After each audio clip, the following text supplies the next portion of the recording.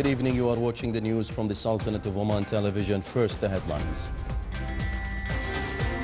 After it has been stalled for 8 years, citizens of the Wilaya of Qurayat demand completion of Afa Bridge project and protection dam at Wadi Al-Misfah.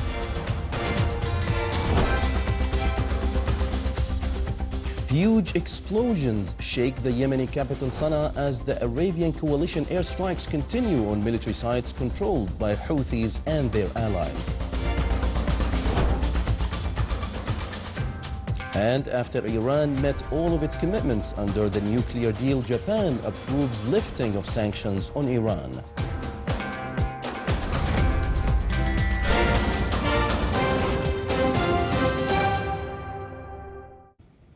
Those were the headlines. Now for the news in detail. Although the efforts of the government to continue implementing projects to protect citizens and their properties, the Afa Bridge and the Protection Dam project in Wadi Al-Misfah in the Wilaya of Qurayat are still not materialized, even after 8 years. According to official sources, the reason behind the delay of this bridge and the dam projects is said to be of high cost. Many citizens were about to lose their life due to the dangerous nature of the small road, which is serving the people of the Wilaya now as well as to cross the Wadi.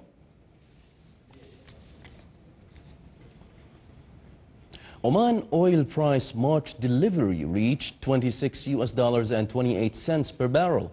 Dubai Mercantile Exchange said today that the price of Oman oil gained an increase of $2.56 compared to yesterday's price, which was $23.72. The average price of Oman oil February 2016 delivery has reached $34.59 per barrel. With the participation of a number of horsemen and horse breeders from the various governorates of the Sultanate, the 12th stage of horse race was held in a Rahba ground in the Wilaya of Barka. The race, which was organized by the Royal Horse Race Club in Royal Court Affairs, included 9 rounds for Arabian horses. It witnessed a wide attendance from citizens, residents, and a number of Omani photographers. At the end of the race, the top winners were honored. Within the aim to diversify family source of income, the Wilaya of Liwa organized a training course to qualify Omani women in the handicrafts field. The course, which is supported by the private sector, came to improve and activate abilities of Omani women. More than 20 women participated in this course, who stressed that such events will develop their talents and skills as well as to provide them with good income.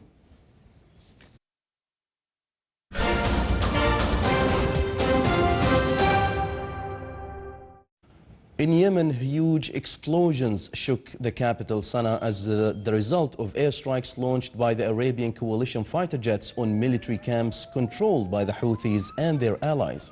Yemeni sources said that around 20 airstrikes targeted rocket depots in Atan area headquarters of the Central Security of the Private Forces and the presidential residence south of Sana'a. The blasts caused huge plumes of flames and smoke, which blanketed the area as a result of ammunition explosions. In a related development, human organizations said that 5 people were killed, among them an ambulance driver, and few others were injured in attacks on 3 villages in the province of Sa'da. A senior Syrian opposition official today ruled out even indirect peace talks with the government before a halt to Russian airstrikes and the lifting of government blockades on populated areas. U.S. Secretary of State John Kerry insisted that peace talks would go ahead in Geneva next week, but they would not be face-to-face. The Syrian government has said it is ready to attend, but George Sabra, deputy head of the opposition delegation, said obstacles which the opposition say are obstructing the talks had not been removed. Sabra said Riyad Hijab, who chairs the opposition council, was due to discuss diplomatic efforts with John Kerry tomorrow, and all the matters will be tabled clearly. The talks have also been thrown into doubt by a disagreement over who should represent the opposition. Russia wants the opposition delegation expanded to include groups such as Kurdish faction that controls wide areas of the northeast. An explosion has killed 10 people, including 7 policemen, after security forces raided a militants' hideout in Egypt's Giza province near the capital Cairo yesterday evening. The blast occurred when policemen attempted to defuse a bomb that was found at an apartment used as a hideout by a militant group in Giza's Maroutia district. Egypt's Ministry of Interior said security forces stormed the building after receiving information that a group is hiding inside. The explosion also left 13 injured, 2 of which are in a critical condition. In Iraq, military sources in Anbar province said that Iraqi forces today started an operation for regaining control of Sajaria area east of Ramadi, which is the last stronghold of Daesh militants in the city. The Iraqi forces said that they had delayed the attack on the area for 2 weeks to pave the way for the families to evacuate. On the other hand, a security source in the governorate of Salahuddin announced that the Iraqi forces had repelled an attack by boats carried out by Daesh militants near the city of Biji to the north of Baghdad and killed 4 of their elements. Still to come in our news bulletin. Astronomers say the solar system may host a 9th planet that is about 10 times bigger than Earth and orbiting far beyond Neptune.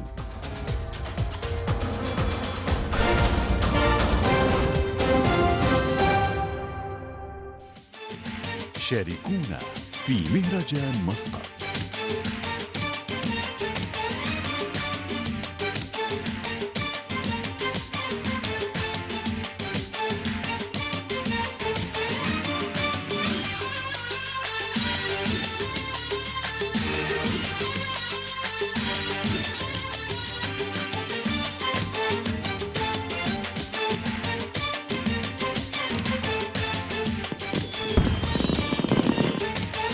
مهرجان مسقط 2016 ابتداء من 14 من يناير وحتى 13 من فبراير 2016.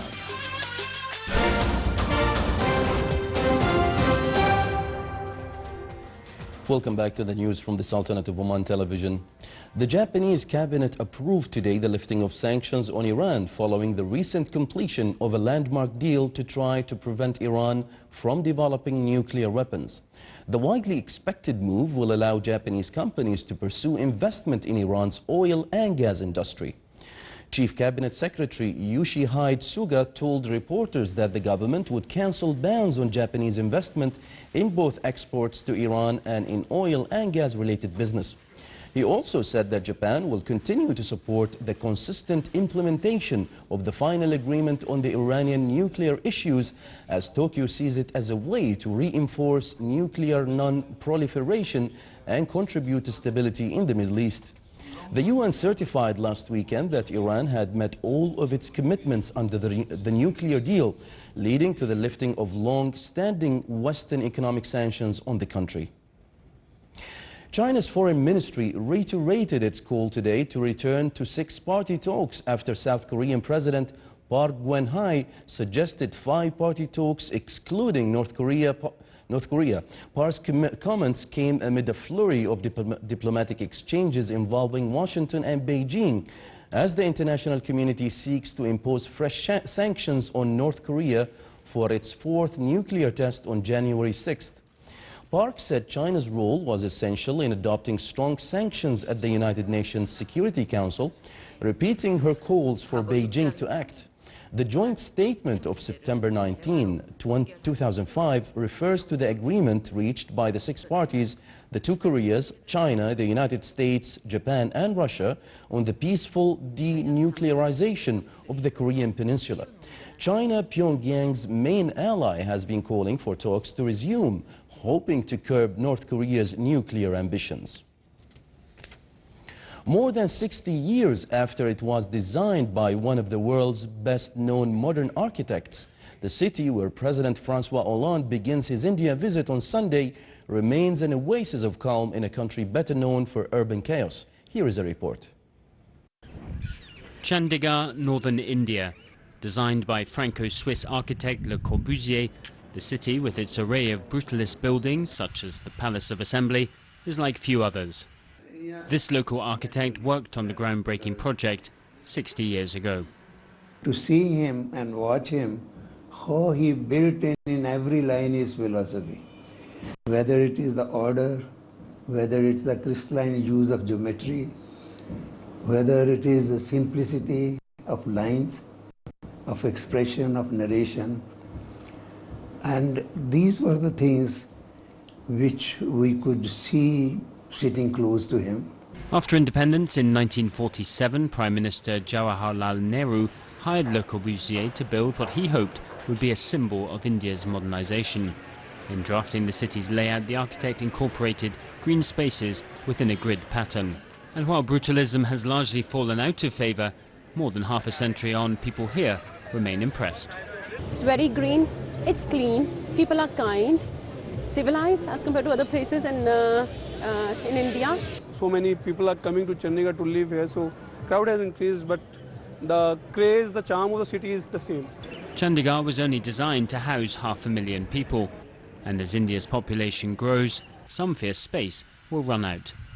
We don't have the kind of land to maintain the character as was done in phase 1, because the developments are on a very low density developments. Now we have very scarce land and we have to look at about 1.6 million people to come by 2031. Le Corbusier is famed for calling a house a machine for living, and perhaps similar clarity of thought will be needed to ensure Chandigarh remains true to his vision in the 21st century.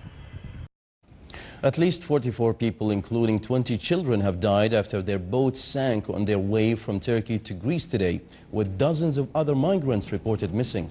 Coast Guard officials in Greece and Turkey said they had rescued 74 people after two boats ran into trouble off the Greek Aegean islands of Pharmakonisi and Kalolimonos in the early hours. A search operation backed by a helicopter from EU border agency Frontex was underway for dozens of people still missing from the boat that capsized off Kalolimonos. Separately, the Turkish Coast Guard said they had found the bodies of 3 children today after a third boat sank near the seaside resort of Didim. People fleeing war and misery in the Middle East and elsewhere, many of them Syrian refugees, are still arriving from Turkey in flimsy boats in their thousands every day, despite the dangers and the harsh winter weather. At least 17 people were killed when a gunman struck on popular beachside restaurant in the Somali capital of Mogadishu late yesterday. Al-Shabaab militant group aligned with Al-Qaeda said its members set off 2 car bombs at the Beach View Cafe on Mogadishu's popular Lido Beach, engaging in a gun battle for hours with government troops trying to flush them out. Police said Al-Shabaab fighters set off the first car bomb at dusk. A second huge explosion, which witnesses said echoed around the city center, struck about an hour later as government soldiers laid siege to the restaurant. The message of Prophet Muhammad, peace be upon him, represented a deep heritage in the life of Omani citizens. Omani youth from Sultan Qaboos University participated in Mukhtar International Festival with a short film carrying this message. 16 countries participated in this festival, which was held recently in France. Although the Omani film did not win, it competed within the first 50 films and qualified to be one of the best 10 films by the public popularity during the final stage, competing for the grand prize at the closing ceremony. The solar system may host a 9th planet that is about 10 times bigger than Earth and orbiting far beyond Neptune. Computer simulations show that the mystery planet, if it exists, would orbit between about 200 and 1,000 times farther from the Sun than Earth. Astronomers with the California Institute of Technology in Pasadena said, so far the planet has not been observed directly. Astronomers Mike Brown and Konstantin Patyagin initially were skeptical that such a large planet would have eluded detection, but they modeled the hypothetical planet's gravitational effects on several known bodies in the region and found a near-perfect match. The computer model also predicted the location of other objects beyond Neptune in a region known as the Kuiper Belt.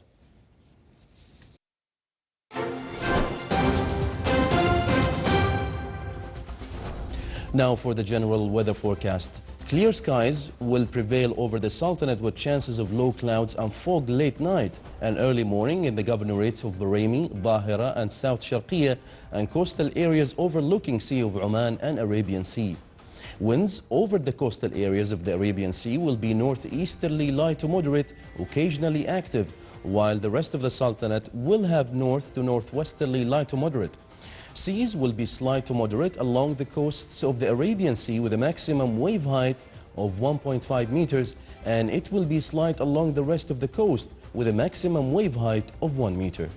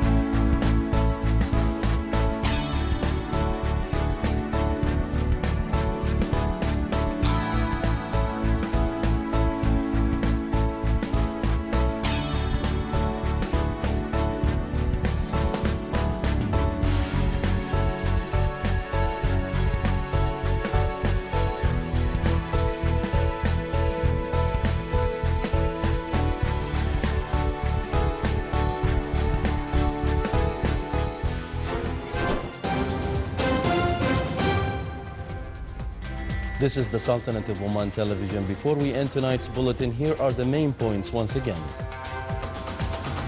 After it has been stalled for 8 years, citizens of the Wilaya of Quraya demand completion of Afa Bridge project and protection dam at Wadi al-Misfar. Huge explosions shake the Yemeni capital Sana'a as the Arabian coalition airstrikes continue on military sites controlled by Houthis and their allies. And after Iran met all of its commitments under the nuclear deal, Japan approves lifting of sanctions on Iran. With that, we come to the end of tonight's news bulletin. From all of us here at the newsroom and the studios, it's good night.